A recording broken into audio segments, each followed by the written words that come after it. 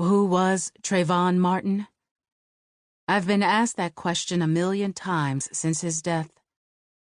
In death, Trayvon Martin became a martyr and a symbol of racial injustice, a name and a face on T-shirts, posters, and protest signs.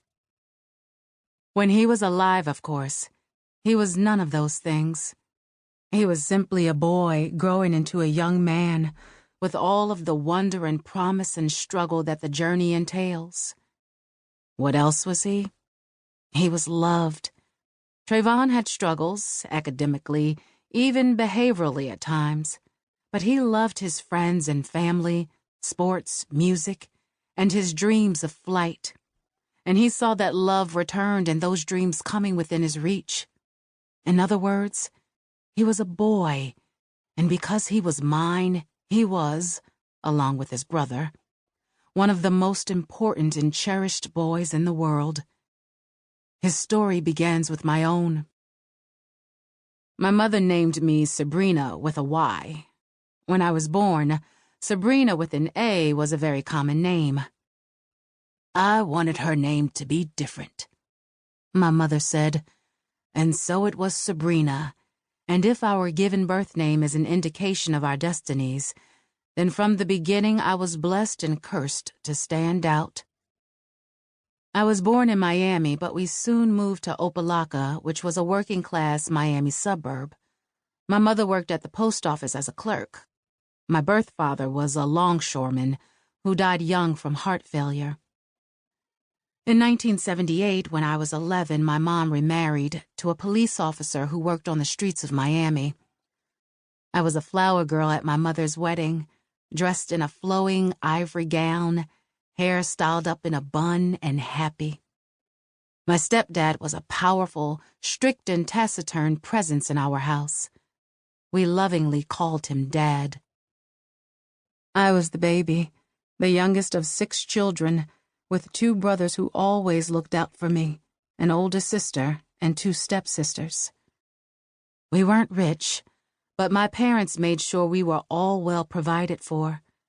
We never had to worry about our electricity being turned off or not having a place to stay or a car to drive. We had big Christmases, went on summer vacations, and always attended church on Sunday. We were taught the importance of work. My parents had good jobs and high expectations, and they expected me to get a good job too. Nobody gave anything to me. I had to earn and work for everything I wanted.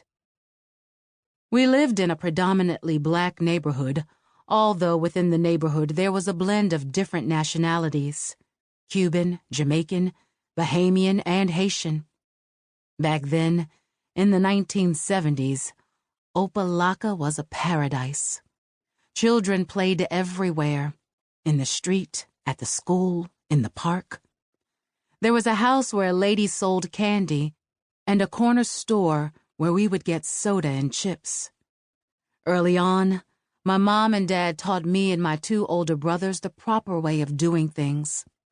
As soon as I came home from school, I had to change into my play clothes, and before I was allowed to go out and play, I had to clean up and do my homework. Then and only then would I be allowed to go outside. We'd play tag and run up and down the street. Even then my dad, the disciplinarian policeman, gave us our perimeters. We had to stay within the 2 stop signs on our street. Opa-locka was changing during the 1970s. Like a lot of America at the time, suffering from an influx of drugs and an escalation of street violence. Despite that, my mom and dad created a loving and safe environment for us. What went on outside our doors was different, separate, foreign. There were problems raging out there, but we didn't see or feel them. We were protected. I never saw the violence. I never saw drugs.